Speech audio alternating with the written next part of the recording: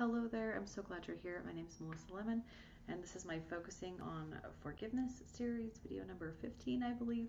And we're talking about forgiving the unforgivable in this video. And again, we're going to go back to that definition of forgiveness is just releasing ourselves from responsibility for what another person has done. And I want to share a story about when I was in graduate school. I had this teacher who he saw patients, clients, not patients, clients. He's a mental health counselor, and he talked about how he worked with both victims of sexual abuse, and he also worked with perpetrators of sexual abuse. And I thought that was interesting that he worked with both sides, but he was working with a client who had been sexually assaulted, and this client was under a lot of pressure from her parents and the lawyer to prosecute and to take it to trial and to stand as a witness and all of these things, and she just really didn't want to. And I loved my teacher's response to her client or to the situation. And he said to the parent, I think they told her something like, you're responsible to testify or whatever. And his response was like, really? You're going to pin that on her? You're going to pin any responsibility for what happened on her? She is the victim, not the perpetrator. So what are you doing? And I think that's a really valid question. I do think there are times where it's really up to the person. It's up to the individual. Obviously, it would be great if our justice system was good at handling things like that, and it really isn't.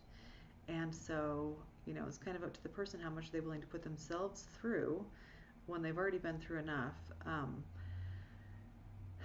So yeah, it's interesting. That story's not necessarily about forgiveness, but I wanted to tell it because I think it's okay. It's okay if we just say, actually, I need to retract. It's not okay. That is never okay. But we all get to choose how we respond to things, and if somebody wants to not prosecute somebody, that's their choice, and that's okay. The whole point is of his response of like, you're going to pin any responsibility for that on the person who was victimized. Like, no, that's not. We don't need to do that. And really, that's kind of what it comes down to with forgiveness, is like we're just opting out of taking any responsibility on ourselves for what somebody else has done. And I'm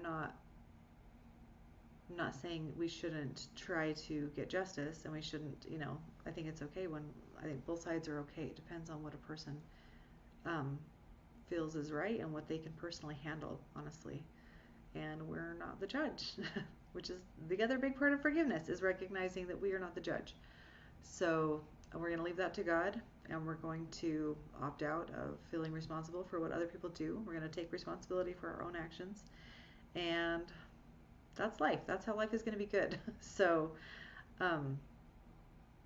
yeah, so there are things out there that I think I would label unforgivable. Or we might feel like something that happened was so atrocious that it is unforgivable, and that is valid. That is a valid thing to think and believe. Is it necessarily like divine truth? I don't think so. But I think here on this planet, like, that's our reality sometimes, and it feels like that. Those thoughts and those feelings are valid. And so I just wanted to make sure I said that's valid to feel like that. I know I have felt like that before, and it felt right, and it felt good, and it felt true, and it felt justified, and that's okay. That's part of our experience here on the earth, and we're all just learning and growing and trying our best. And so I hope today you can free yourself from any responsibility that you have felt for what somebody else has done. And that would be my big hope for everyone watching. And that's it for this video, and we'll see you next time. Bye.